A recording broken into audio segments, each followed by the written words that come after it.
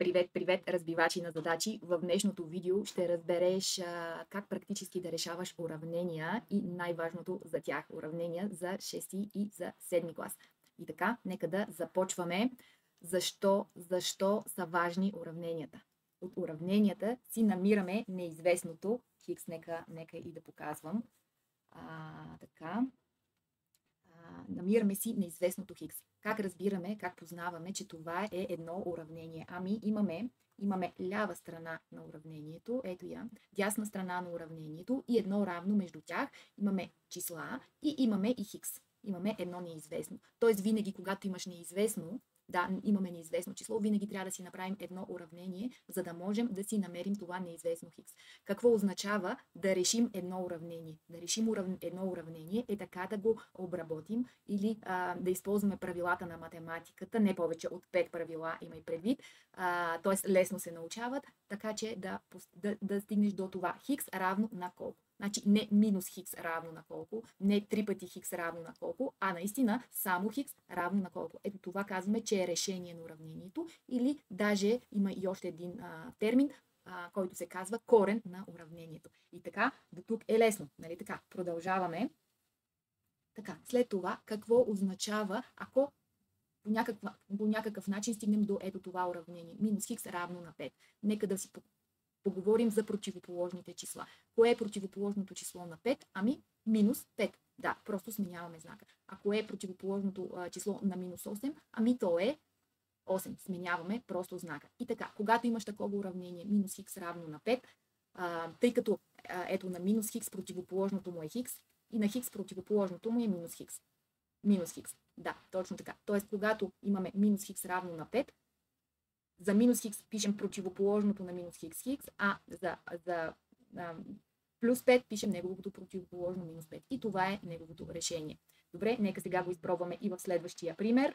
В следващия пример, когато имаме минус хикс равно на минус 8, пишеме противоположното на минус хикс, което е хикс, а след това и противоположното на минус 8, което е 8. Ето, толкова е лесно. Продължаваме.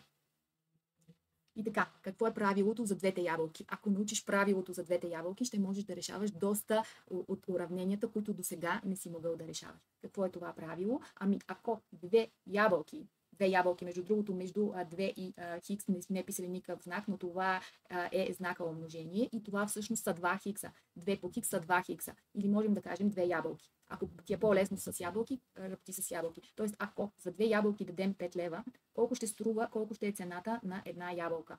Ами цената на една ябълка е сумата, която сме платили за двете ябълки, разделено на броя на ябълките, което е 2. Тоест хикс е равно на колко? По 2,50 сме дали за всяка ябълка. Ето това правило за двете ябълки го върни няколко пъти и го запомни винаги, когато имаш число. Няма значение какви са числата. Искам тук само да ти покажа. Няма значение какви са числата. Така ми изпия да курсора. Да, няма значение какви са числа, какво е числото пред хикс и какво е числото зад равното. Винаги, когато имаме число по хикс равно на друго число, за да намерим само хикса или да си решим уравнението, трябва да разделим числото зад равното 5 на числото пред хикса, в случая 2. Но няма значение какви са числата. Тук може да са цели, може да са и дробни числа. Правилото е железно. Винаги делим числото зад равното на числото пред хикса. Запомни ли? Спри това видео и го изпробя още веднъж. Ако това е лесно за теб, продължаваме нататък. Така, продължаваме. Колко вида уравнения имаме? Ами, те са 3. Само 3, запомни ги и ще можеш да си решаваш всякакви видове уравнения. Обикновени уравнения, ето виждаме, няма нито скоби, нито знаменатели. Уравнения с скоби, ето виждате, някъде имаме скоби. И уравнения с знаменатели. Ето ги и уравненията с знаменатели. Ето по-дробната черта, числото по-дробната черта, това е знаменател. И така, имай предвид, че за да можеш да решаваш уравнения с знаменатели, трябва да можеш да решаваш уравнения с скоби. За да можеш да решаваш уравнения с скоби, трябва да знаеш и да решаваш обикновените уравнения. Тоест, най-сложните уравнения минават, все пак трябва да знаеш и другите видове уравнения, за да можеш да решаваш най-сложното уравнение. Значи, ето това е най-важното уравнение, обикновеното уравнение. И сега как ще решим едно такова обикновено уравнение? Интересно ли е? Продължаваме. И така. Какъв е планът ни за действие, ако имаме 2х плюс 8 равно на 10? Планът ни за действие е винаги когато имаме ето такова едно обикновено уравнение, т.е. нямаме знаменатели, нямаме скоби, хиксовете ги прехвърляме отляво, в случая тези два хикса са си отляво, а числото трябва да отиде отдясно при другото число. Защо е така? Защото можем числа да събираме с числа и хиксове с хиксове. Да, значи 2х си остава отляво на равното, а 10 също си е от дясната страна, а пък 8 отива от другата страна, но с обратен знак. Ето го беше плюс 8, стана минус 8. Магически стана минус 8. Използвайки тези съвсем прости правила, хиксовете отляво, числата отдясно и всяко нещо, което прехвърляме през равното му сменяваме знака, винаги ще може да си решаваш най-обикновените уравнения. Така и става 2х е равно на 10 минус 8 е колко? 2. Тогава хикса, по правилото за двете ябълки, не си го забравил от преди малко, получаваме, че хикса е равно на числото зад равното 2, делим на числото пред хикса, което също е 2. Т.е. хикс е равно на 1. Получихме ли това, което трябваше? Да, получихме точно хикс равно на колко. И това е решението или коренът на уравнението. Как да си направим проверка? Нека да си направим проверка. Какво означава да направим проверка? В уравнението, първоначалното уравнение, да сложим хикс, да заместим на мястото на хикс, съвсем папагалски да заместиме с 1. Да, т.е. с решението, с корена, който сме намерили. Момент само да си намеря и продължаваме. Така, заместваме. Имаме, значи, заместваме абсолютно папагалски. Значи, първо заместваме, после смятаме. Проверяваме дали лявата страна е равна на дясната. Тоест, това е идеята. Когато заместиме, т.е. в случая, когато решаваме едно уравнение, намираме такова число, което като го заместим на мястото на хикс, лявата страна да стане равна на дясната. Нека да го проверим. Имаме 2 по между 2 и хикса имаме умножение, нали така? Това го разбрахме още преди малко. 2 по 1, заместваме на мястото на хикс 1 плюс 8 е равно на 10. Нали? Папагалското заместване не е никак трудно. И сега много внимаваме. Когато имаме умножение и събиране, правим първо умножението. 2 по 1 е 2, плюс 8. Всъщност проверяваме дали 2 плюс 8 е равно на 10. Ами да, 2 плюс 8 е равно на 10, т.е. 10 е равно на 10. Т.е. хикс равно на 1 наистина е решение на нашето уравнение. Защо? Защото когато заместим хикса с 1, лявата страна се получава равна на дясната. Лесно, нали? Дайде да видим, да продължим по-нататък с следващите уравнения. И така, уравнения с скоби. Какъв е плана ни за действие? Много внимаваме. Първата работа, когато имаме скоби, е да разкрием скобите, а след това да си решим едно обикновено уравнение, което преди малко си решихме. Лесно, нали? Дай да видим как ще го направим.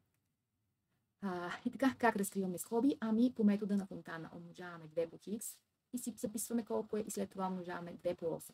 Добре, хайде да го направим. 2 по хикс е 2 хикс, а 2 по 8 е колко? 16. Супер, продължаваме. Е равно на 10 минус хикс си го преписваме. Супер, и какво сега? Всъщност какво се получи? Имаме вече едно съвсем обикновено уравнение, а ти знаеш от предишния слайд как се решават обикновени уравнения. Супер, дай да го направим. Така, какво беше при обикновените уравнения? Имаме хиксовете отляво, числата отясно. Добре, тези два хикса са си отляво, а този минус хикс отива от другата страна с обратен знак. Чудесно. Кое число не е на мястото си? Ами това число не е на мястото си и то ще отиде с обратен знак от другата страна на равното. Чудесно, нека да го направим. Пишеме си 2 хикс, минус хикс отива от другата страна с обратен знак, т.е. става плюс хикс. Е равно на 10 си стои отдясно, а плюс 16 отива от другата страна с обратен знак, като минус 16. Ами станат лесно нещата, нали така? 2 хикс плюс 3 хикс или 2 ябълки плюс, 2 ябълки плюс една ябълка са 3 ябълки или 3 хикса е равно на 10 минус 16 е колко? Минус 6. Чудесно. И тогава, по правилото за двете ябълки, имаме хикс е равно на числото зад равното минус 6. И това е абсолютно винаги. Абсолютно златно правило и железно, бих казала. Златно и железно правило. Така, минус 6 делено на числото пред хикса, което е 3. И тогава хикс е равно на минус делено на плюс е минус, а 6 делено на 3 е 2. Тоест хикс е равно на минус 2. И сега, как да си направим проверката? Вече се сещаш, че на мястото на хикс си заместваме с минус 2. Внимаваме, защото тук вече заместваме с отрицателно число. Дайте да направим с червено проверката. И сега, първото нещо, какво беше? Заместваме, а след това проверяваме дали лявата страна е равна на дясната. Тоест имаме първо папагалско заместване. Така и ще направим. Добре, 2 слагам си скобата, хикса ми е минус 2, нали така? Пиша си плюс 8. е равно на... И след това имам 10 и сега много внимаваме тук. Имаме минус, горе имаме минус, ето го тук минуса. Да, а самия хикс ми е минус 2 и си го слагам в скоби минус 2. Защо? Защото този минус ще промени знака на минус 2 вътре в скобите след малко. И така пише си 2 по, и тук имам минус 2 по, извинявам се, минус 2 плюс 8, което е колко 6. Да, проверяваме дали е равно на 10 на 10 минус 2 е колко? Плюс 2. Чудесно, точно така. Минуса е силен, минуса пред скоби е силен и променя знаците на всички събираеми вътре в скобите. Т.е. минус 2 излиза от скобите като плюс 2. Чудесно. И сега проверяваме дали 2 по 6 е 12. Дали е равно на 10 плюс 2 е 12. Еми да, равно е. Т.е. наистина хикс равно на минус 2 е решение на нашето уравнение или корен на нашето уравнение. Ето виждаш колко лесно си решихме и уравненията с скобите, но трябваше предварително да знаем как се решава обикновено уравнение. И така, продължаваме ли? Хайде да продължим и по-нататък с уравнения с знаменател. Какъв е плана за действие? Плана за действие е първо да уеднаквим знаменателите, за да можем да ги премахнем. Както са така различни знаменателите, няма как да ги премахнем, но когато са еднакви, ще можем много лесно да ги премахнем. След като направим еднаквите знаменатели, след това ще получим уравнения с скоби, след това ще си решим, след това ще получим обикновено уравнение, ще решим и него и вече всичко ще бъде наред. И така, дай да видим как ще направим, как ще решим такова уравнение. Как го казахме? Ами, общия знаменател. Правим общия знаменател. Общия знаменател, число, което се дели и на 3 и на 2 е 6. Правим допълнителните множители. 6 делим на 3 и получаваме 2. И 6 делим на 2 и получаваме 3. Точно така, както си събираме и изваждаме дроби, по същия начин ги използваме. И сега много внимаваме какво правим с тези допълнителни множители. Този допълнителен множител трябва да го множим по този целия числител. Този допълнителен множител трябва да го множим по този целия числител. Добре, и се получава, както виждаш, магично се получава едно уравнение. След малко ще махнем знаменателите, но ще имаме и скоби. И сега, какво получаваме? 2 по 2х плюс 8 върху 6, така е равно на 3 по 10 минус х върху 6. И понеже са еднакви знаменателите, можем спокойно да ги махнем. И тогава имаме уравнение само с числителите. Какво е уравнението? Имаме 2 по 2х плюс 8 е равно на 3 по 10 минус х. Чудесно. Продължаваме. Разкриваме скобите, скоби пред които има знак. Скоби, пред които има двойка и 3. Как? По метода на Фонтана. 2 по 2х умножаваме и 2 по 8. Тук умножаваме 3 по 10 и 3 по минус х. Чудесно. Продължаваме. И така, 2 по 2х е 4х, плюс 2 по 8, 16. Не забравяме с двойката да умножим и осмицата. Добре, след това имаме 3 по 10 е 30 и 3 по минус х е минус 3х. Ето, преди малко имахме уравнение с знаменатели, премахнахме знаменателите. След това имахме уравнение с скоби, премахнахме скобите и сега имаме съвсем най-просто уравнение, обикновено уравнение, което трябва да решим. Какво беше правилото? Правилото е хиксовете отляво, т.е. минус 3х отива от другата страна с обратен знак, а 16 отива също от другата страна с обратен знак. И се получава 4х плюс 3х, не забравяме да сменяме знака, а от другата страна имаме 30 минус 16. И така, продължаваме. Какво се получава? 4х плюс 3х е колко? 7х е равно на 30 минус 16 е колко? 10 минус 6 е 4. От тройката сме извадили вече 1. 2 минус 1 е 1 на 14. Тоест хикс е равно на... И сега, по правилото за двете ябълки, имаме числото зад равното 14. Го делим на числото пред хикса, което е 7. Тоест хикс е равно на 2. Чудесно, намерихме и това решение на това уравнение. Така, т.е. как можем да проверим дали наистина е вярно това? Можем да проверим, да си направим проверката, ако на мястото на хикс сложим 2, на мястото на хикс сложим 2 и ако лявата страна е равна на дясната, тогава ще сме сигурни, че хикс наистина е решение на уравнение. Хикс равно на 2 е решение на нашето уравнение. Така, направи си този проверка, аз продължавам, може да спреш видеото, аз продължавам с следващото. Ето ни е проверката. Хубаво, имаме си за проверка. Да видим хикс равно на 2, дали ще ни излезе проверката. И така, 2 по 2, какво казахме? Правим папагалско заместване на мястото на хикс, просто слагаме 2. 2 по 2 плюс 8 върху 3. Проверяваме дали е равно на 10 минус, и сега хикса ни е 2 върху 2. И сега си смятаме. 2 по 2 е 4, 4 плюс 8 върху 3. Проверяваме дали е равно на 10 минус 2, което е 8 върху 2. Така. Продължаваме. 4 и 8 е 12 върху 3. Дали е равно на 8 върху 2? Добре. 12 делено на 3 е 4 и то е равно на 8 делено на 2, което също е 4. Тоест наистина ни излезе проверката. Тоест хикс равно на 2 е решение на нашето уравнение. Защо? Защото когато го сложим на мястото на хикс, това число, получаваме лявата страна е равна на дясната. Никое друго число, като сложим на мястото на хикс, няма да се получи равенство между двете части. Така, направихме си и проверката, така че продължаваме нататък. Какви особени случаи за уравненията ще учиш в 7 клас?